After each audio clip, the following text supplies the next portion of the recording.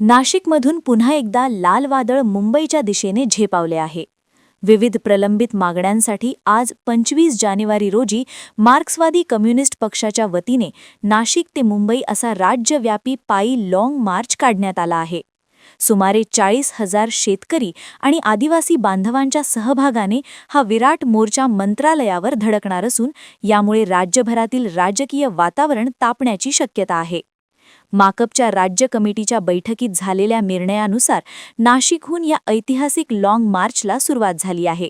या मोर्चाचे नेतृत्व माजी आमदार जे.पी. गावित करत असून त्यांच्यासोबत डॉक्टर अशोक ढवळे, डॉक्टर अजित नवले आणि डॉक्टर डी.एल. कराड यांसारखे दिग्गज नेते आघाडीवर आहेत।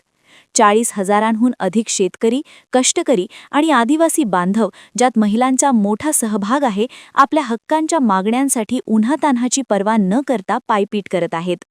वनजमिनींचे पट्टे नावावर करणे, जुनी पेन्शन योजना, शेतीमालाला हमी भाव आणि श्रमिकांच्या विविध प्रश्नांकडे सरकारचे लक्ष वेधण्यासाठी हा मोर्चा काढण्यात आला आहे। नाशिकच्या रस्त्यांवरून निघालेला हा जनसागर आता मुंबईच्या दिशेने कूच करत असून मंत्रालयावर धडक दिल्यानंतरच शांत होण्याचा इशारा आंदोलकांनी दिला आहे। थाने पालघर जिले में 40,000 किसानों की बड़ी तादाद के साथ जो लॉन्ग मार्च 3 दिन चला, उसके बाद अभी नासिक में आंदोलन शुरू हो गया है। हजारों की तादाद में किसान सभा और मार्क्सवादी कम्युनिस्ट पार्टी के नेतृत्व तले यहाँ पे जुटे हैं। पूरी ताकत के साथ नासिक से मुंबई तक लॉन्ग मार्च निकाल के हम जा रहे हैं। फॉरेस्ट राइट एक्ट की इम्प्लीमेंटेशन होनी चाहिए और किसानों को जमीनें मिलनी चाहिए, ये मांग इसमें हमने उठाई है। उसके साथ जो पानी समुद्र में बह के जाता है उसको रोका जाए, उसको किसानों को दिया जाए, ये मांग है। किसान सभा लगातार लड़ रही है। किसान सभा का अभी हाल ही में विदर्भ में कर्जा माफी का बहुत बड़ा आंदोलन हुआ, उसके बाद जो अतिवृष्टि से नुकसान किसानों का हुआ उसके मुआवजे का आंदोलन हुआ, गन्ने को रास्त दाम मिलना चाहिए, इसके बारे में आंदोलन हुआ। और अब इस आदिवासी इलाकों में ये दो बड़े बड़े लॉन्ग मार्च निकले हैं। अहमदनगर जिले में रेलवे का जो रूट बदला गया उसके संदर्भ में भी जोरदार आंदोलन किसान सभा और सीपीएम के बैनर तले हो रहा है। हम लड़ रहे हैं, लेकिन सरकार कॉर्पोरेट परस्त है। आंदोलन के चलते मांगे मान ली जाती है, इम्प्लीमेंटेशन नहीं होता। इम्प्लीमेंटेशन होना चाहिए, इसके लिए बड़ा जुझारू संघर्ष महाराष्ट्र में लाल झंडे के बैनर तले हो रहा है। स्वागत केलेलं आहे। त्यांच्या पत्नीने देखील आपल्याला पुष्पगुच्छ शाल देऊन स्वागत केलेलं आहे। ते सरकारमध्ये आहेत, आपण त्यांना विनंती करा असं सांगितलंय। नाही, आता कसं आहे, आम्ही ज्या 2018 पासून जवळजवळ ह्याच मागण्या घेऊन आम्ही सरकारकडं अनेक वेळेस मोर्चे काढलेले आहेत आणि सरकार नाही म्हणत नाही, आश्वासन देत आहे, परंतु त्याची खालच्या पातळीवर प्रशासनाने अंमलबजावणी करायला पाहिजे, ते काही झालेलं नाही। आणि म्हणून आमचे जे सगळ्यात महाराष्ट्राचे प्रश्न आहेत, जे पाणी महाराष्ट्राला आज कुठेही अशा प्रकारचं शिल्लक पाणी राहिलेलं नाही, ते महाराष्ट्राच्या पश्चिम पट्ट्यामध्ये सुरगाणा, पेठ, त्र्यंबकेश्वर तालुक्याच्या नद्या पश्चिमेला वाहतात, ते पाणी अडवलं पाहिजे आणि ते पाणी अडवलेलं पाणी पूर्वेकडे वळवून आणि गोदावरी आणि गिरणा नदीमध्ये टाकून खानदेश आणि मराठवाड्याला ते दुष्काळी भागाला दिलं पाहिजे, ही आमची पूर्वीपासूनची मागणी आहे।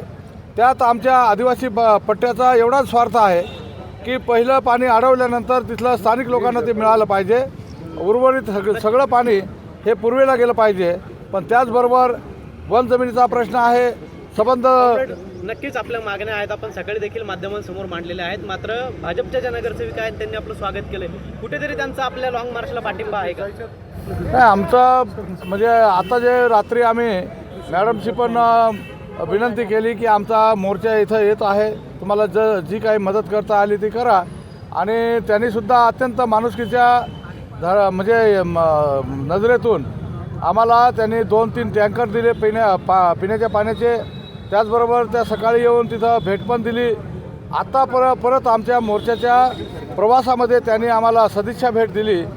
गणेश दादांनी पण आम्हाला इथं स्वागत केलं आणि त्यांनी विठ्ठल चरणी विनंती केलेली आहे। आम्ही त्यांच्या चरणी विनंती करतोय की त्याने मुख्यमंत्री साहेबांना कन्वे करावं, मुख्यमंत्री साहेबांना त्यांना आमचे प्रश्न माहीत आहेत, त्यांनी त्या समजावून सांगावेत आणि मुख्यमंत्री साहेबांनी हे प्रश्न मार्गी लावावेत अशा प्रकारची विनंती आम्ही हे आपले गीते मॅडमला आम्ही करतोय।